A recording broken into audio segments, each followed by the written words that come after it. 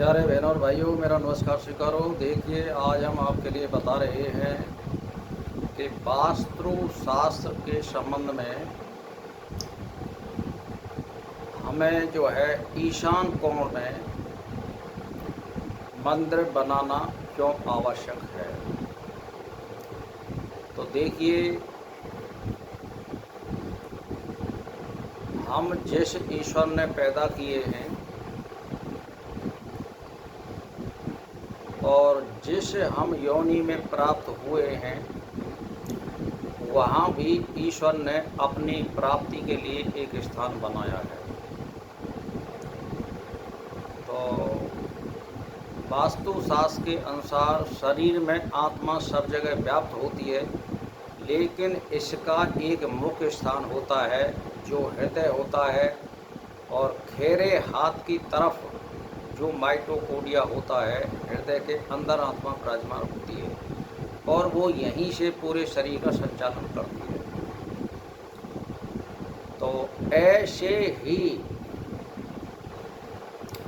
जिस मकान में हम रहते हैं वहाँ भी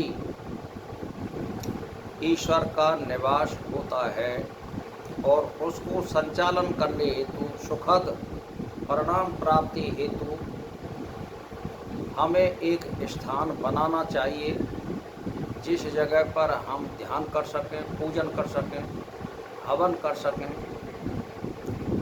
और धूप दीपक जोड़ सकें, प्रज्वलित कर सकें या मूर्ति लगा सकें। तो ये किस प्रकार किया जाता है कि भाई अपनी परंपरा के अनुसार, कुटुंब परंपरा के अनुसार या अपने धर्म के अनुसार, तो अलग अलग इष्ट को आप मान सकते हैं। जैसे मान के चलिए, कोई क्षत्रिय वर्ण में सूर्यवंशी है तो वो सूर्य का प्रतिबिंब यानी वो एक प्रतीकात्मक चिन्ह सूर्य का लगा सकता है। यदि कोई चंद्रवंशी है तो भगवान श्री कृष्ण की मूर्ति लगा सकता है, या अपनी कुल परंपरा के अनुसार जो हम जिस इष्ट को मानते हैं उसको हम लगा सकते हैं। वैसे इसका मुख्य स्थान यदि कुल परंपरा से हटके हम लगाना चाहते हैं तो हम महादेव जी की मूर्ति लगा सकते हैं। ओम का एक प्रतीकात्मक चिन्ह लगा सकते हैं, चाहे वो किसी मजहब का कोई भी धर्म का होगा, इसमें कोई फर्क पड़ने वाला नहीं है। या हम ज्योति, जो दीपक की जो लौ होती है, ज्योति होती है, उसका प्रतीकात्मक चिन्ह भी हम लगा सकते हैं। या हम गायत्री मंत्र का स्टिकर भी हम लगा सकते हैं। तो इसमें क्या है कि जब हमारा पूजा का विधि विधान होता है और हम अपने घर की देख रेख करते हैं, यानी जिस घर में हम रहते हैं उस घर में जैसे आत्मा निवास करती है इस घर में, और उसका हमें रख रखाव रखना चाहिए। शरीर का समय पर नहाना, समय पर खाना देना, समय पर सोना, समय पर जागना, इसी प्रकार से अपने घर में भी ज्वारावारी करके, इष्ट पूजा करके एक नित्य नैमित्तिक टाइम होता है।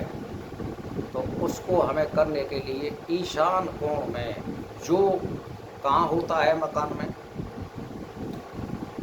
उत्तर पूर्व कोण में ईशान कोण होता है। तो उत्तर और पूर्व वाले जो कोण है, उत्तर वाली जो दीवार, उससे लगभग यानी 2-2.5 फुट हट के आप अपने पूजा का स्थान बना सकते हो। वहाँ पर आप पूजा का विधि विधान कर सकते हो।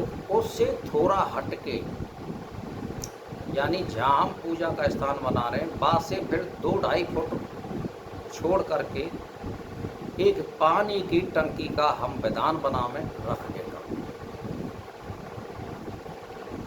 एक पानी की टंकी में पानी अवश्य होना चाहिए और उसमें क्या होना चाहिए,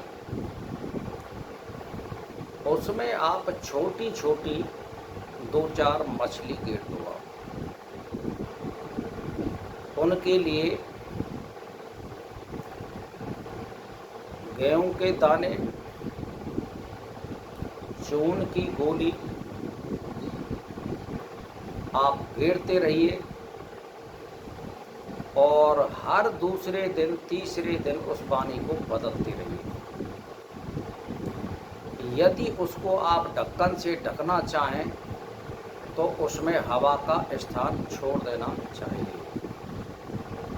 तो इससे क्या है कि आपकी नेगेटिव एनर्जी घर में नहीं रह सकती है, घर और घर में रहने वाले उन्नति को प्राप्त होंगे। ये मुख्य इम्पोर्टेंट चीज़ है। मकान में वास्तु का ईशान कोण आवश्यक है। हमारा जो आज का विषय था, मकान में वास्तु का ईशान कोण महत्वपूर्ण है, ये हमारा विषय था। तो मैंने आपके लिए बता दिया है। वैसे मैंने मकान में बनाने के लिए जैसे बाहर दीवार के ये जो हम पूजन बता रहे हैं आज, ये भीतर का मामला है, बाउंड्री के अंदर कमरे में किया जाता है।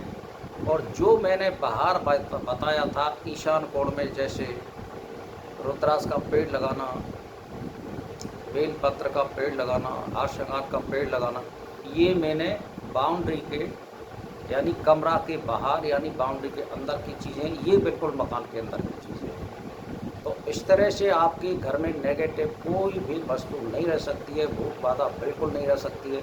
बशर्ते एक ही बात है कि आप अपने इष्ट का पूजन समय पर करिए। एक समय बांध लीजिए कि हमें किस समय पूजन करना है, उसी समय पे आपको पूजन करना है। भजन और माला की ज़रूरत नहीं है, एक समय बांध लीजिए। दीपक जोड़ने में और धूप बत्ती करने में ज़्यादा से ज़्यादा 2-4-5 मिनट लगती है, इसमें कोई ज़्यादा लगता नहीं है। तो एक समय पर करिए, लगभग सूर्य उदय के लगभग दिन में और सूर्य अस्त के लगभग शाम को। ये 2 चीज़ों का ध्यान रखिए। आप खुशहाल रहेंगे, खुशी रहेंगे, आनंदित रहेंगे, धन और धन होगा और उसमें रहने वाले निवासी निरोग रहेंगे। तो बस मेरा इसी के साथ नमस्कार।